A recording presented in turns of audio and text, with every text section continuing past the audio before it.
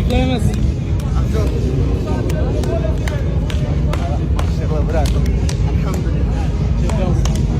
Что скажете, это Кыргызстану, народу? Бұл жеңішім елім үшін, жерім үшін. Ага. Не дейсіз дағы?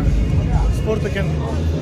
Бүгінгі күнде ушинтип өз туғандарым, жақындарымды, машык турушыларымды кубантып отурган болсом, мен аябай кубанычтамын. Кудай буюрса дагы да жакшы иштеп, чоң-чоң ийгиликтерди багыттабыз. Спасибо вам. Рахмат, Сіздерді құттықтаймыз.